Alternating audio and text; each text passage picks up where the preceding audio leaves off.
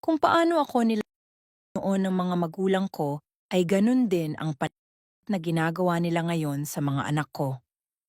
Hi Ate Ann, itago niyo na lang po ako sa pangalang Princess. Kung ano po ang trato sa akin ng mga magulang ko, ganun na din ang trato nila sa mga anak ko. Ako po ang panganay sa apat na magkakapatid, isang lalaki at tatlong babae. Nasundan po ako agad nung months pa lang ako at babae din ito. Nung mga bata pa lang kami, alam ko na may hindi pantay na pagtrato. Kapag birthday namin, yung kasunod kong kapatid lang ang may birthday cake, bagong damit at bagong laruan. Ako po, wala ni isa. Wala akong alala na may cake ako noong bata ako. Lagi din po akong sinasabihan ng mga magulang ko na pang at baluga at palagi din nila akong sa edad na 18, nabuntis po ako at mali ako doon dahil nagrebelde ako.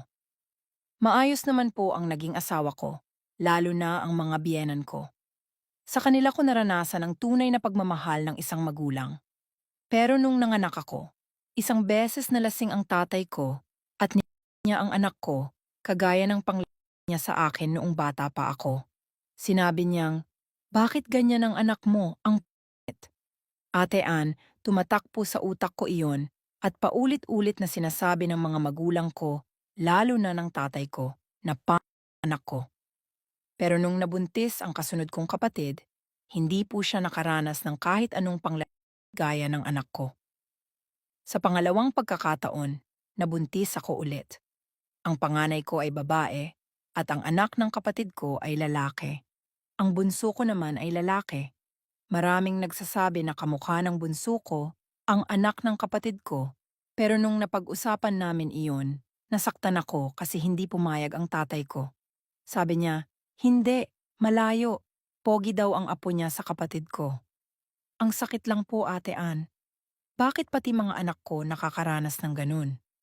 Kapag umiiyak ang panganay ko, sinasabihan nila ng saksakan ng arte, samantalang kapag umiiyak ang anak ng kapatid ko, kahit ano gagawin nila para mapatahan. Nagstay din po kami sa kanila ng mahigit 1 buwan. Isang beses, nakita ko ang text message ng papa at mama ko. Akala ko okay lang na andun kami kasi magulang ko sila. Baha kasi sa amin kaya dun muna kami nagstay. Nabasa ko sa text nila na dapat na daw kaming umuwi kasi pabigat kami at umaarte na naman daw ang anak ko kasi may lagnat. Ate Ann, hindi ba masakit masabihan ng ganun? Lalo na kung may sakit ang anak ko? 1 year old pa lang siya, kaya normal lang po na mag-iiyak siya. Valid lang po ba na magtampo ako sa mga magulang ko?